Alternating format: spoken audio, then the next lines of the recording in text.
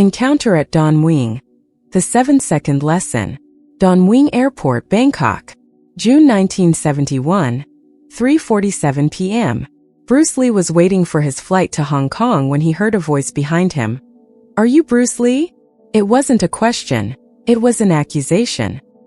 He turned and saw a man approximately 28 years old, 178 centimeters tall, with 75 kilograms of lean muscle, visibly hardened shins, enlarged knuckles, and scars on his eyebrows.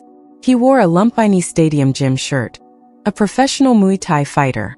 Behind him stood 4 companions with the same combat athlete appearance. The airport was moderately crowded. Passengers walking with suitcases, families waiting for flights, and the constant sound of announcements in Thai and English over the speakers. The man's name was Somchai, a regional champion with 130 professional fights and 98 victories. He had been drinking Chong beer with his friends when someone recognized Bruce Lee sitting alone in the waiting area. "I've heard of you," Somchai said in English with a heavy accent. "Kung fu movies, lots of dancing, lots of acting. But I am a real fighter. I fight in a real ring against real men with real blood." His friends laughed, forming a semicircle around Bruce. Other passengers began to notice the confrontation. Some moved away, while others watched with curiosity from a distance. Bruce was sitting with a magazine in his lap, dark sunglasses on, and a blue silk shirt. He didn't move. He only looked up with absolute calm. "And what do you want?" Bruce asked directly, no emotion in his voice. Somchai smiled, a predator's smile. "I want to see if your kung fu works against real Muay Thai. They say you're good, they say you're fast, but I think you're just an actor." He took a step closer, deliberately invading Bruce's personal space. "I challenge you here now or you are a coward." Somchai's friends cheered. That section of the airport grew quiet. The tension was palpable. Bruce took off his sunglasses slowly, folding them and placing them on the magazine. His eyes, now visible, studied Somchai with the same intensity a surgeon examines a patient. He saw everything. The stance, the weight on the feet, the hands calloused from years of hitting bags, and the confidence born of 100 victories. "I don't want any trouble," Bruce said quietly. "I respect Muay Thai. There is no reason for this." Somchai interpreted this as weakness. "Of course you don't, because you know I will destroy you."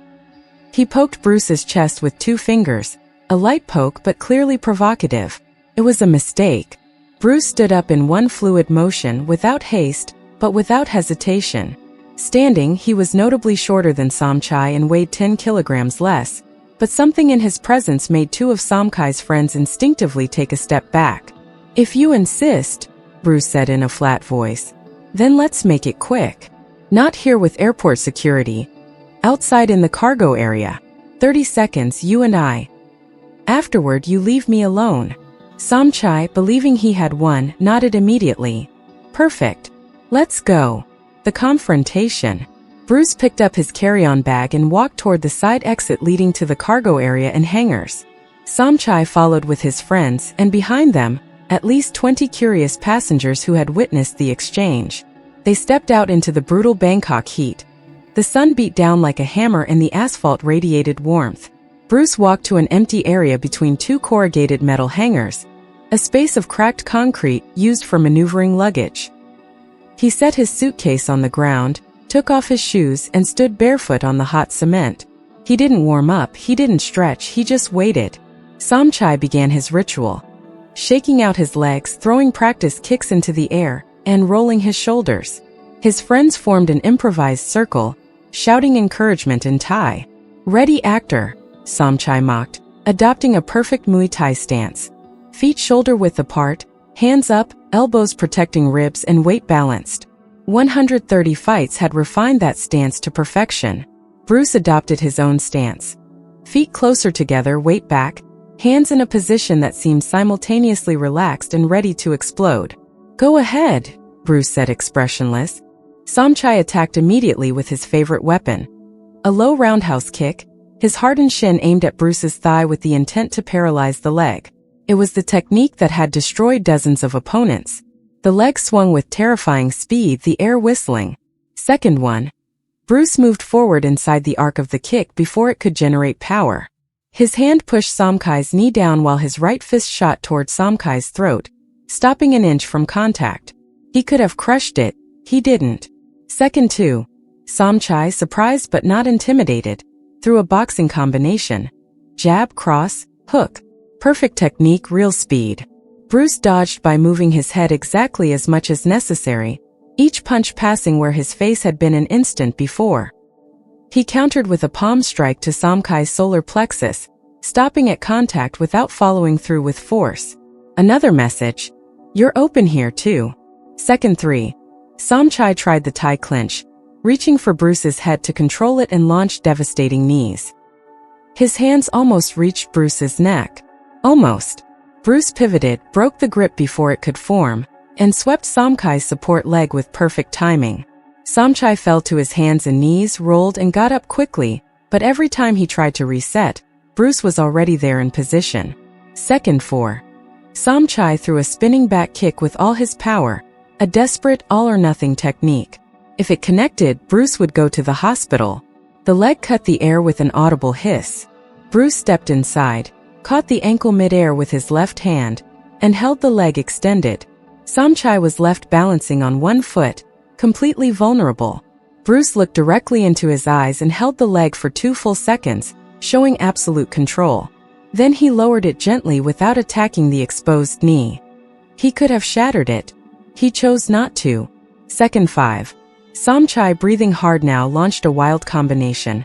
Punch, elbow, knee, kick. All without strategy. Pure aggression born of frustration. 8 consecutive strikes. Bruce evaded every single one without blocking, moving through them like smoke, making techniques perfected over 10 years of training hit only air. Second 6. Bruce stopped in the center of the space, completely motionless, waiting.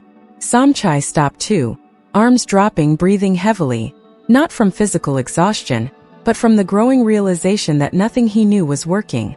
He had fought the best in Lumpini Stadium, but he had never faced someone who simply wasn't there when you struck. Second 7. Somchai took one last step forward. He threw a final jab more out of pride than belief it would connect. Bruce dodged it by moving his head 2 inches, and his own hand shot forward. Not a closed fist, but an open palm touching the center of Somkai's chest with light contact. He didn't push, he didn't strike, he just touched. And in that touch was the final message. I have had 7 opportunities to end this violently, and I chose not to every single second. The aftermath. The silence was absolute. Somkai's friends were frozen. The airport onlookers watched open-mouthed. Somchai looked down at Bruce's hand still touching his chest. Then he looked up into Bruce's eyes. There was no mockery there.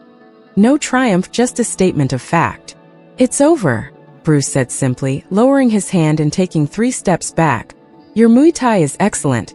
Perfect technique, real power, impressive conditioning. But you came with rage and ego. You fought the fight, expecting me to fight that same fight. I didn't. He turned, walked to where he had left his shoes, put them on calmly, and picked up his suitcase. You are no coward, Somchai, Bruce added, looking at him directly. You accepted the challenge. That requires courage. But courage without adaptation is just stubbornness. Somchai was still standing in the same spot, processing what had just happened. 130 fights, 98 wins, 63 knockouts, and he had just been completely dominated in 7 seconds by a smaller man who never even hit him with real force. One of Somkai's friends finally spoke in Thai, asking if he was okay. Somchai nodded slowly, but his eyes remained on Bruce.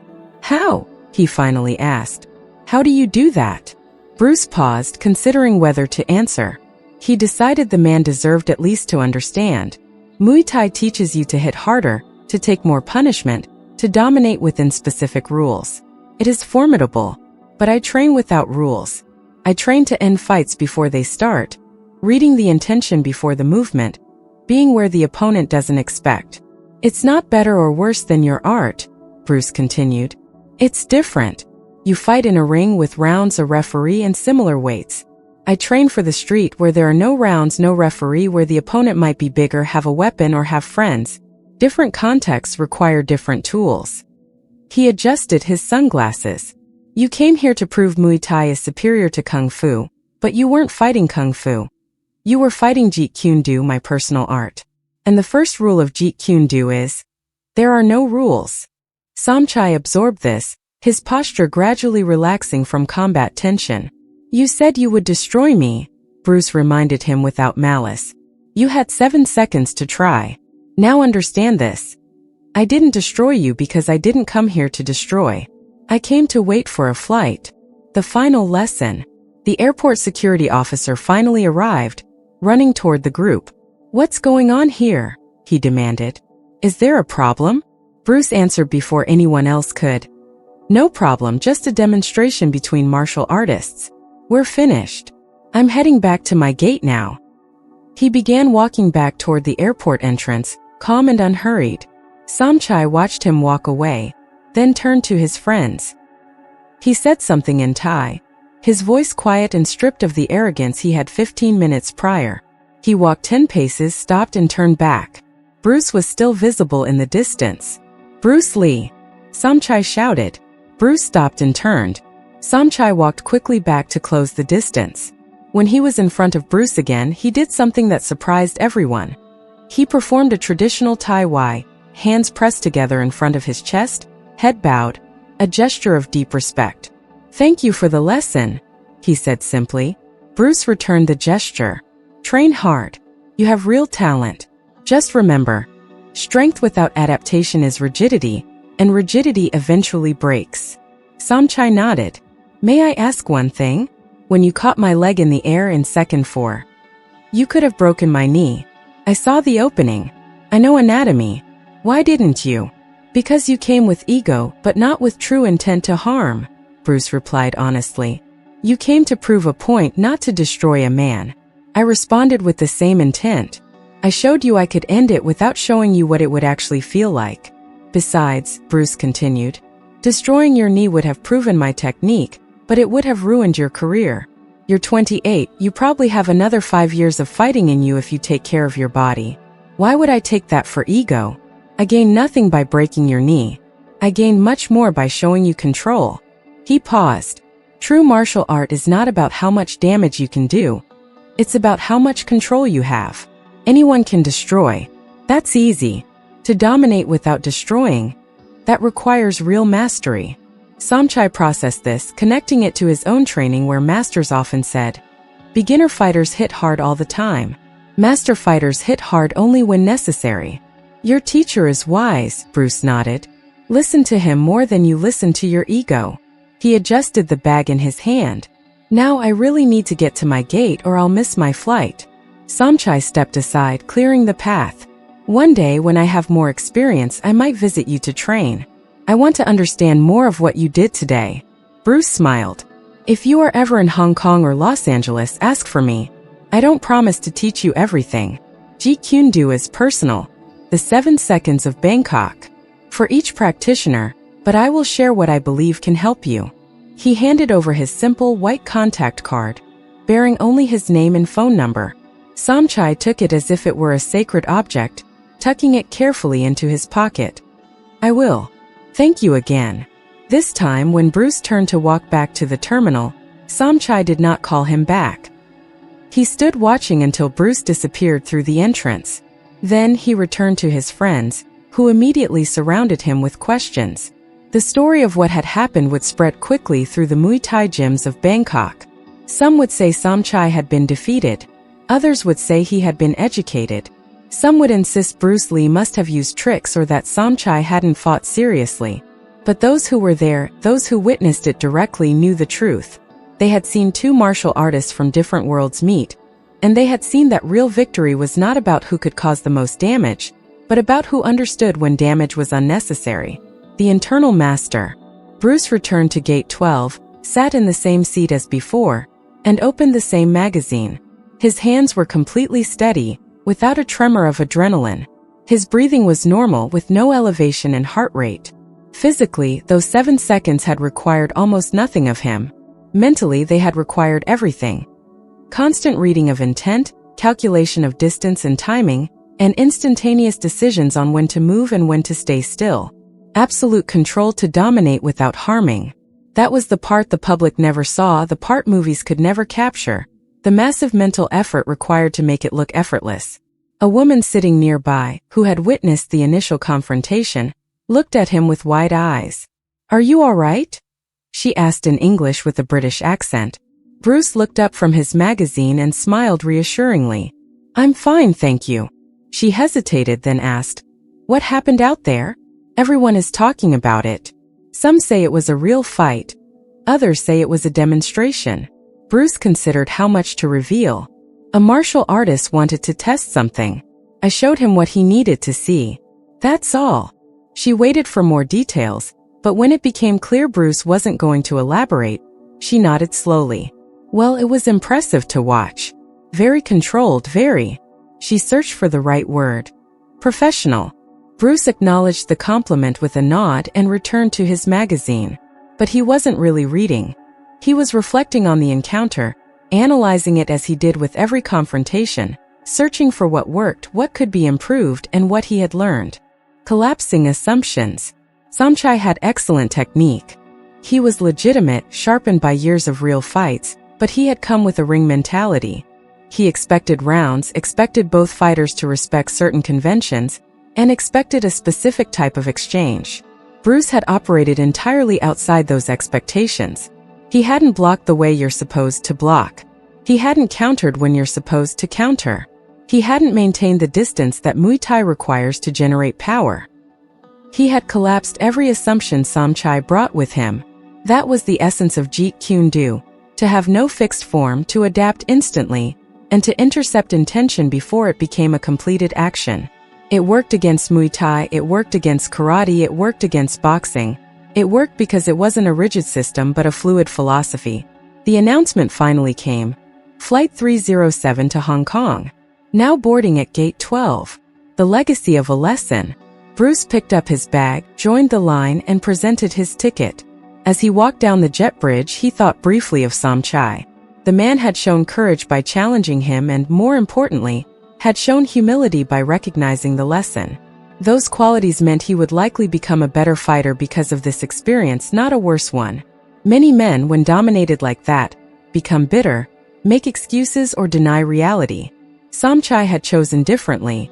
He had chosen to learn. That made him more dangerous than he had been an hour before, not less. Bruce boarded the plane, found his seat, and settled in. The flight attendant asked if he wanted anything to drink. He asked for tea. As they took off, he looked out the window at Bangkok shrinking below, the airport becoming small, then invisible. Years later, when Bruce Lee became a global superstar, when Enter the Dragon made him the most famous martial artist in the world, the story of the encounter at the Bangkok airport was told in many versions. Some versions said it lasted 30 seconds. Others said 2 minutes. Some said Bruce had knocked out the Muay Thai fighter. Others said it had been friendly from the start. But the people who were there, the 20 passengers who witnessed those 7 seconds, maintained a consistent version. Bruce Lee had been challenged by a professional Muay Thai champion, had accepted the challenge, and had demonstrated absolute mastery without causing real harm. 7 seconds of movement that contained years of philosophy. Somchai's transformation.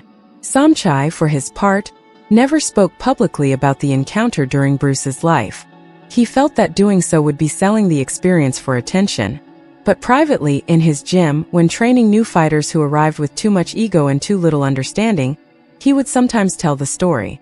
He told of the day he challenged Bruce Lee in an airport, of how he had hoped to prove the superiority of Muay Thai, and how he had learned instead that there is no superior in martial arts, only different tools for different situations. He told of the 7 seconds where everything he tried was neutralized without visible effort, and he ended the story with the same lesson Bruce had given him. True martial art is not about destroying. It is about control. Anyone can break. Only masters can dominate without breaking. That lesson transformed the way Somchai taught. He became known in Bangkok not just as a tough fighter, but as an instructor who emphasized control, timing, and reading the opponent. His students learned to hit hard, yes, but they also learned when not to hit, when control was more impressive than power. When asked where his teaching philosophy came from, he would sometimes mention that he once met someone who showed him that power without wisdom was just violence. He never sought a rematch, never spoke ill of Bruce Lee, and never claimed he would have won if circumstances had been different. He had learned the lesson Bruce tried to teach. Ego is the enemy of real growth. Final reflections. When Bruce Lee died in July 1973, only 2 years after the airport encounter, Somchai was in Bangkok preparing for a fight. Someone brought him the news. He sat in silence for a long time. Then he went to the Buddhist temple near his gym. He lit incense and offered prayers, not because he was particularly religious, but because he felt he had to mark the moment. The man who had taught him humility in 7 seconds was gone at 32. Too young, too soon. The world lost not just a brilliant martial artist, but a mind that had understood something profound about combat, art, and life. Somchai never made that promised trip to Hong Kong or Los Angeles. He never trained formally with Bruce, but he carried the lessons of those 7 seconds with him every day. When his own students came with arrogance, when they bragged about how many opponents they had defeated, when they talked about destroying instead of dominating, Somchai would remind them, "I met someone once who could have destroyed me in 7 seconds. Instead, he chose to teach me. That choice made me a better fighter than any violent defeat ever could have."